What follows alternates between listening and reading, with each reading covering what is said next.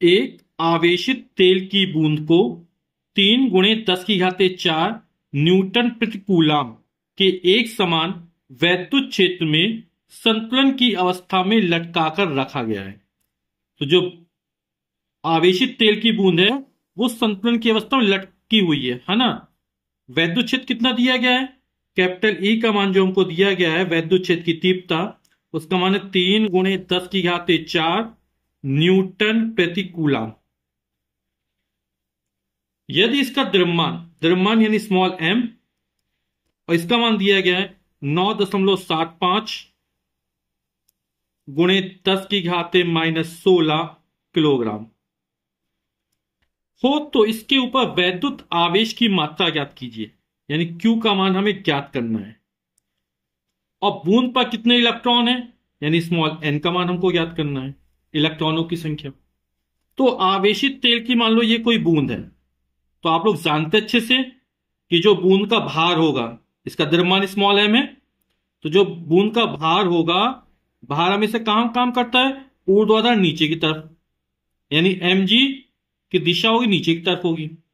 यानी वैद्युत बल जो लगेगा, क्योंकि वैद्युत क्षेत्र में स्थित है एक समान, और जब कोई आवेशित कण वैद्युत क्षेत्र में स्थित होता है उस पर एक वैद्युत बल लगता है, तो वैद्युत बल की दिशा कहां होनी चाहिए? ऊपर की ओर होनी चाहिए, तभी ये क्या हो, संतुलित अवस्था में रह पाएगा।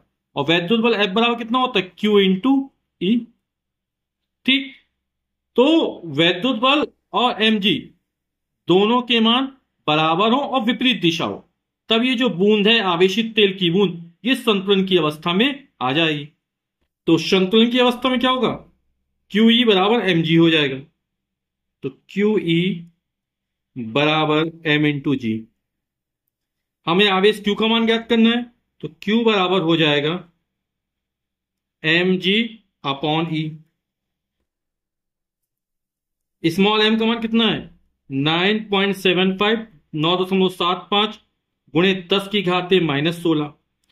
जी का मान होता है 9.8 पृथ्वी का गुरुत्वीय त्वरण, और कैपिटल ई का मान 3 × 10⁴। तो 3 का भाग करते 3 × 3 = 9, 3 दूनी 6, 1 बचा रहेगा, 15 3 5 15, 10⁴ प्लस का है, जब इसको ऊपर ले जाएंगे तो घातांक के नियम से 10⁻⁻4 हो जाएगा। वो -16 पहले से है, आधार समान घाते जोड़ेंगी तो -16 में जब -4 जोड़ेंगे तो -20 हो जाएगा। और ये 9.8 × 10⁻20 आवेश का मतलब क्या होता है? कूलाम होता है। अब 3.25 में जब 9.8 का गुणा करेंगे तो कितना आ जाएगा? ये आएगा 31.85 × 10⁻20 कूलाम। अब दशमलव यहां पर है, इसको एक स्थान इस तक खिसकाएंगे, है ना। तो क्या होगा? जब इस तक खिसकेगा तो इसमें एक जोड़ देंगे, तो ये हो जाएगा 3.185 × 10⁻20 में जब एक जोड़ेंगे तो होगा -19 कूलाम। तो ये हमारे आवेश का मान निकल आएगा। तो पहला आंसर हमारा निकल आया। अब हमें इलेक्ट्रॉनों की संख्या निकालनी है कि बूंद में कितने इलेक्ट्रॉन हैं। तो आप लोग जानते Q बराबर N × E, तो N बराबर हो जाएगा Q/E। Q का मान को ये दिया गया 3.185 × 10⁻19।